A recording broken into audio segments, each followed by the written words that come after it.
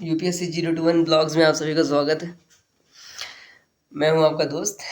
और देखिए, मैं आपको एक चीज़ दिखाने जा रहा हूं। जैसे कि आप लोग पढ़ाई करते हैं, तो वो पढ़ाई अपने आप में एक स्ट्रगल है।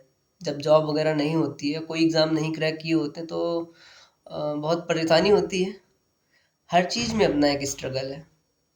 अभी इन दिनों मैं क्या कर रहा हूँ, मैं कुछ नई नई चीज़ें सीखने की कोशिश कर रहा हूँ। जैसे कि आज मैंने ये सीखने की कोशिश की कि किस तरीके से लाइव स्ट्रीमिंग के जो सॉफ्टवेयर्स हैं वो कौन कौन से हैं, कैसे इस्तेमाल किया जाता है, या फिर और भी चीज़ें जो टूल्स अवेलेबल हैं।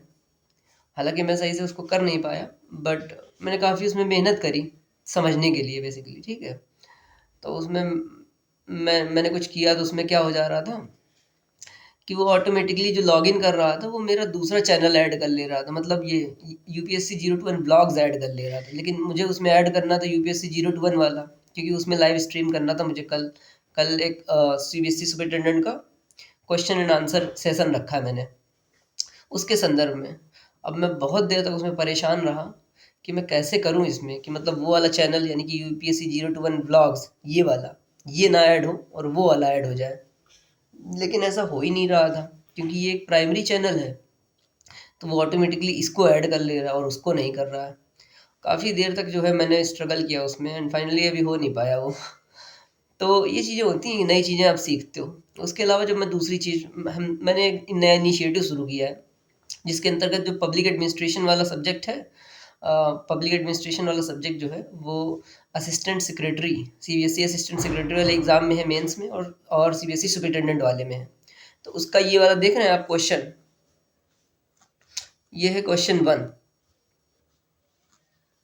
मतलब इस पेपर में ये पहला क्वेश्चन मुझे मिला जो पब्लिक एडमिनिस्ट्रेशन से। तो अब मैं इसको जो है इसके बारे में, इसको बेसिकली मैं शेयर करने वाला था। पहले मैंने प्लान किया था कि सिर्फ क्वेश्चन शेयर करूंगा, क्योंकि आंसर बनाने में या फिर ढूंढने में, आंसर के साथ शेयर करने में और मेहनत लगती है ना। फिर मैंने सोचा चलो अच्छा, मैं प्रयास कर लेता हूँ, अगर हो जाए तो हो जाए। ठीक है, तो मैंने फिर प्रयास किया। फिर मैं आपको दिखाता हूँ, फिर मेरे मन में एक चीज़ और आ गई कि मैं मतलब बेसिकली चीज़ें नई सीखने की कोशिश कर रहा हूँ ना, तो मैं देखो मैं और क्या सीखने की कोशिश कर रहा था।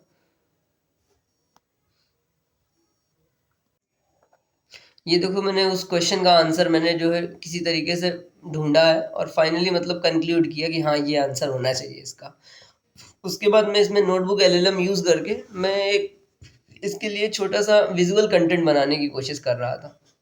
उसको बनाने में मुझे इतनी मेहनत लग रही है, मतलब जैसे मैं बनाना चाहता हूँ, तो जैसे मैं करना चाहता हूँ उसको करने में काफ़ी मशक्क़त लग रही है।